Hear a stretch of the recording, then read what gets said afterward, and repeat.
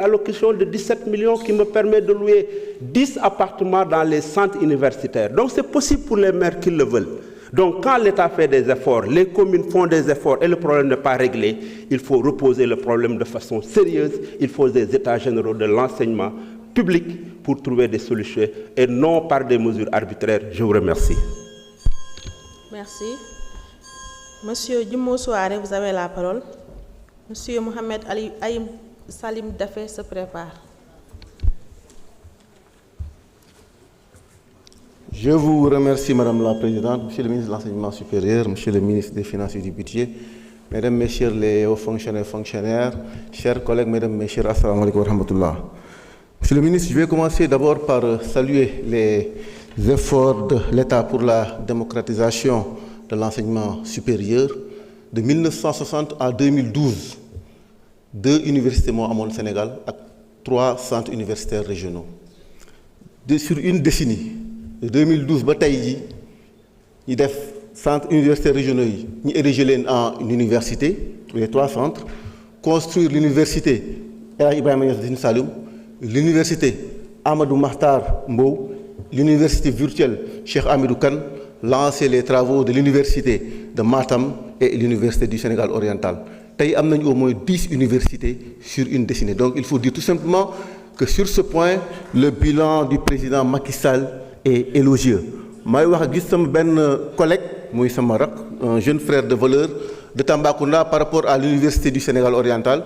Une université qui est nous, députés de la région naturelle du Sénégal oriental, nous avons ministère de l'enseignement supérieur, un de vos prédécesseurs, nous avons voté budget.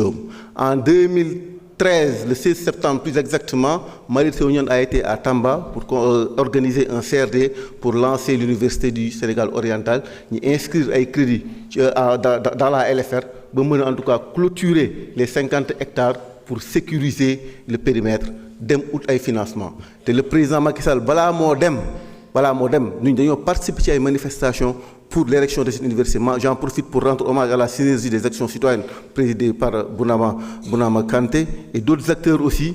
Bala modem déjà au mois de janvier 2020, nous avons nommé le professeur Kandjoura Noba comme coordonnateur de l'université Sénégal oriental. Financement est amon nanko, travaux démarré on kon tay Sénégal oriental sous amé université, c'est grâce à l'action du président Macky Sall. C'est ça la réalité et la vérité historique. Nous lay encourager monsieur le ministre de continuer sur ce sillage à travers l'érection d'ISEP dans les départements dans tous les départements du Sénégal et ak Eno tamit may profiter pour laaj Eno Goudiri bi nga xamné c'était prévu aussi fan ngeen ci toll. Je l'ai dit tantôt, l'État a réussi la démocratisation quantitative, c'est extrêmement important parce qu'il ne faut pas créer une société à 2 vitesses. Sénégalais yépp ben nañ ku juddo Dakar fi ak ku juddo Goudiri, Bakel, Kédougou ñun ñëpp ben nañ.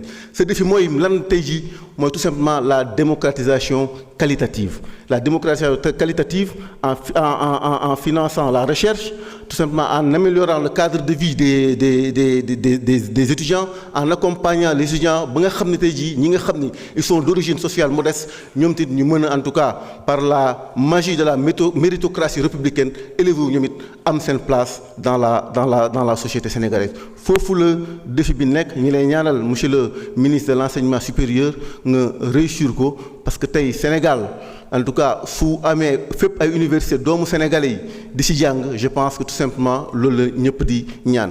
L'autre question c'est par rapport aux bourses fi so déglo ñen yi day melni en tout cas des gens qui se réclamaient révolutionnaires tay ji ñoy ñëw taxaw tay ji wax ni nañu pratiquement supprimer les bourses quelque part légui monsieur le ministre Tiffany da nga communiqué woon ni il faut revoir réactualiser le décret 2014 relatif aux bourses. Ñi lay laaj monsieur le ministre lolu nga wax exactement parce que comme l'a dit mon collègue Mbaye Dione il faut quand même un discours de vérité aux Sénégalais lan ngeen bëgg def ak Sénégalais par rapport aux bourses.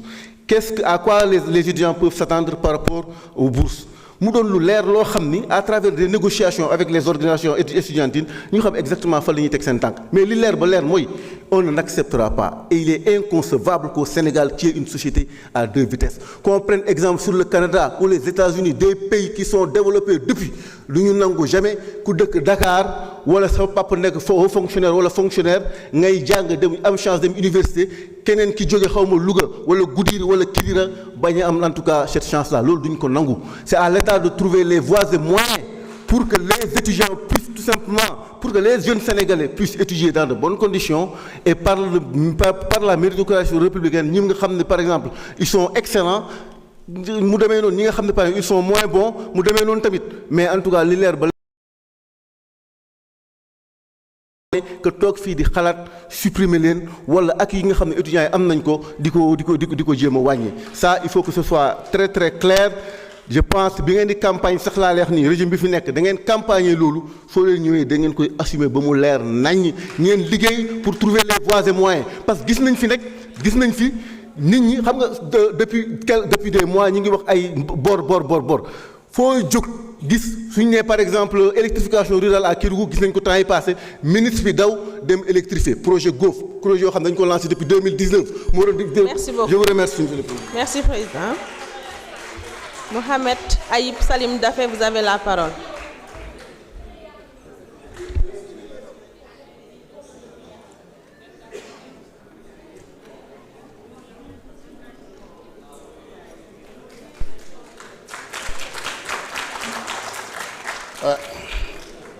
Merci beaucoup, Madame la Présidente. Monsieur le ministre de l'Enseignement supérieur de la Recherche et de l'Innovation, Monsieur le ministre des Finances et du Budget, Monsieur le ministre, Madame la secrétaire d'État chargée des relations avec les institutions, porte-parole du gouvernement, chers collègues, maa ngi leen di nuyu di ñëw wax ci budget ministère de l'enseignement supérieur de la recherche et de l'innovation. Am na ku fi wax sànq ku ma jiitu wax na waxu bourse ne dañu war a fay bourse yi étudiants yi. Je suis entièrement d'accord. Soo leen delloowee xaalis bu ngeen sàcc les milliers de milliards étudiants yëpp dinañ am bourse étudiants Sénégal yëpp nañu am bourse élèves yi sax dinañu am bourse waaw ngeen wax ko à votre secrétaire général qui se la coule douce actuellement à Marrakech avec des comptes bien garnis mënoo détourner xaalisu réew mi loo xam ne étudiants yi nañ ko waroon fayee élèves yi nañ ko waroon fayee financer infrastructure yi ba pare ñëw di joxe ay leçons de morale. Quand même, il faut respecter le peuple sénégalais, il faut respecter les collègues députés. Donc l'argent que vous avez détourné, rendez-le gentiment, on va donner les bourses aux étudiants.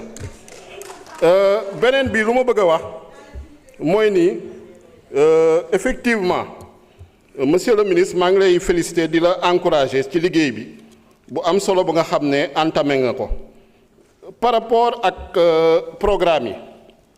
Gis nañ ñu programme œuvre sociale universitaire jagle ngeen ko 134,7 milliards te yaakaar naa ne su ma juumul programme boobu mooy prendre en charge bourse yi te ñun lu ñu gëm mooy ni effectivement à travers la vision Sénégal 2050 à travers l'agenda national de transformation de l'enseignement supérieur de la recherche et de l'innovation dañu war a renforcer le financement public de l'enseignement supérieur parce que tey renforcer le financement public de l'enseignement supérieur moo ñuy permettre capital humain boobu ñuy wax parce que capital humain boobu suñ ko amul ak équité sociale boobu développement bu ñuy wut duñ ko mën a am suñ ko renforcer moo ñuy permettre ñu am assez d'étudiants parce que actuellement le Sénégal on n'a pas assez d'étudiants par rapport aux normes internationales et à l'UNESCO. On n'a pas assez d'enseignement dans le supérieur par rapport aux normes internationales et aux ratios de l'UNESCO. Par rapport aux infrastructures, effectivement, góorgóorlu ngeen ci te d'accord naa ci gëmuma ni solution bi mooy région bu nekk wala département bu nekk am université. On réfléchit actuellement en termes de pôle territoire te jàpp naa ni pôle territoire bu nekk su amee université centre délocalisé yooyu ngeen di wax soo leen ko defee peut-être dans les régions. Dina mun a en tout cas prendre en charge le nombre d'étudiants parce que bachelier yaa ngi yokk te de plus en plus l'idéal c'est que fu ngay jàngee mu jege par rapport ak fu nga dëkkee loolu mooy réduire les œuvres sociales loolu mooy réduire le problème du logement universitaire te dina permettre de développer les territoires parce que tey zone boo xam ne tey am na université wala am na centre délocalisé am na tout un ensemble de services yu koy accompagner yoo xam ne nañ ko mën a développer. Donc lu ñu gëm mooy effectivement en tout cas les étudiants ñoo ngi leen di rendre hommage ñun ñëpp jaar nañu université publique te lu ñu gëm mooy dañ leen war a jàppale fay leen bourse yi loolu leen ci mën daf leen ko te xam naa ni yéen a ngi ciy góorgóorlu te loolu yaakaar naa ni moo leen di jàppale parce que bourse yu ñuy laaj c'est pas pour le luxe c'est pour ñoom ñu étudier. Maintenant effectivement warul am détournement d'objectif di financer loo xam ne ñoo xam ne jàngatuñu il faut vérifier les critères mais ñoo xam ne respecté nañu critères sociaux yi ñoo xam ne respecté nañu critères académiques yi vraiment bëgg nañ ngeen jàppale leen fay leen bourse yi pour ñu mën a continuer parce que tey mooy permettre ku jóge tey Bambali ku jóge tey Fissel comme le ministre ak feneen tey mën a ñëw en tout cas par la méritocratie par l'égalité des chances mu nekk président de la République nekk ministre nekk DG comme ñu fi toog wala nekk député. Donc loolu je pense que c'est un des acquis de la République et il faut qu'on le renforce dans ce sens-là. Il ne faut pas qu'on aille forcément vers une marchandisation de l'enseignement supérieur parce que on vient effectivement wax nañ ko d'une révolution te révolution boobu ñu ko ëpp ñu supporter c'est les étudiants parce que dañu gëm projet bi gëm le président Ousmane Sonko gëm le Sénégal prospère juste et souverain. beneen bi lu may félicité wu balaa sama temps di jeex te loolu dama fiy félicité monsieur le ministre la création du programme recherche et innovation yàgg nañ ko jooy te vraiment on voit que c'est un acquis concrétisé nañ ko ñoo ngi leen di si gërëm di leen sant di ñaan tamit ngeen yokk également les ressources allouées mais déjà quand même c'est un grand acquis fu may jeexale mooy l'ENO de Sédhiou sama collègue Ndeye Fatou Mané wax na ko vraiment jàppale leen ñu achever ko ñu livrer ko je vous remercie jërëjëf. Merci beaucoup. La liste des orateurs est épuisée.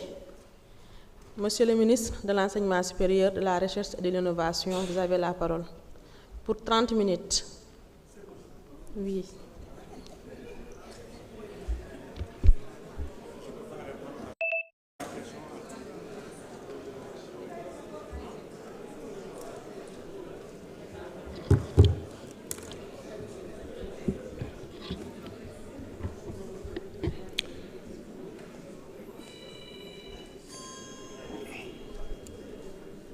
Madame la Présidente,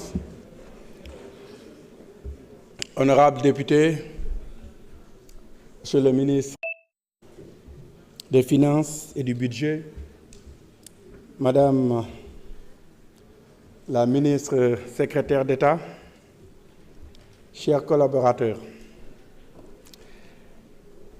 c'est un énorme